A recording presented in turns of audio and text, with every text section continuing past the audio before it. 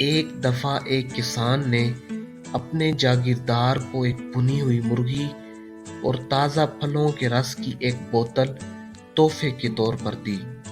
جاگیردار یہ چیزیں اپنے گھر بھیجنا چاہتا تھا تو اس نے اپنے نوکر کو بلایا۔ جاگیردار چالاک تھا اور نہیں چاہتا تھا کہ اس کے نوکر کو کھانے کے بارے میں پتہ چلے، تو وہ چیزیں دیتے ہوئے اس نے کہا کہ ان کو میرے گھر لے چلو، لیکن یاد رکھنا کہ کپڑا نہ ہٹانا، ورنہ پرندہ اڑ جائے گا، اور بوتل مت کھولنا کیونکہ اس میں زہر بھرا ہوا ہے، اس کو صرف سونگھنے سے ہی انسان مر جاتا ہے۔ نوکر نے سر ہلایا، کیونکہ نوکر اپنے مالک کو اچھی طرح جانتا تھا، اس لیے اسے شک ہوا۔ چنانچہ گھر کی طرف جاتے ہوئے نوکر کو سنسان جگہ نظر آئی تو وہ چیزیں لے کر وہیں بیٹھ گیا۔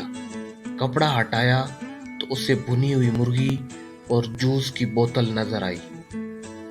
اس نے پوری مرغی کھائی اور سارا جوس پی لیا۔ دوسری جانب جاگیردار دوپہر کے کھانے کے وقت اپنے گھر پہنچا اور بیوی کو کھانا پیش کرنے کو کہا۔ اس کی بیوی نے کہا، کچھ دیر انتظار کرو، کھانا ابھی تیار نہیں ہوا۔ جاگیردار نے کہا، مجھے مرغی اور جوس والی بوتل ہی دے دو جو میں نے بھیجی تھی۔ اس کی بیوی نے جواب دیا کہ اس کا نوکر ابھی تک گھر نہیں آیا۔ جاگیردار کو بہت غصہ آیا اور بغیر کچھ کہے یا کھانا کھائے اپنے نوکر کو ڈھونڈنے واپس اپنے کام کی جگہ چلا گیا۔ کام کی جگہ پر پہنچ کر اس نے دیکھا کہ نوکر سکون سے سو رہا ہے۔ جاگیردار نے اسے جگایا اور چیختے ہوئے کہا کہ میں نے جو چیزیں تمہیں گھر کے لیے دی تھی وہ کہاں ہیں؟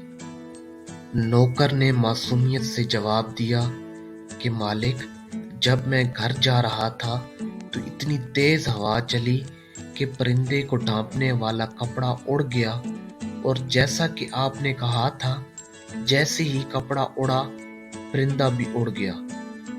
یہ دیکھ کر میں ڈر گیا کہ آپ مجھے سزا دیں گے، اس لیے میں نے بوتل کھول کر زہر پی لیا اور اب یہاں موت آنے کا انتظار کر رہا ہوں۔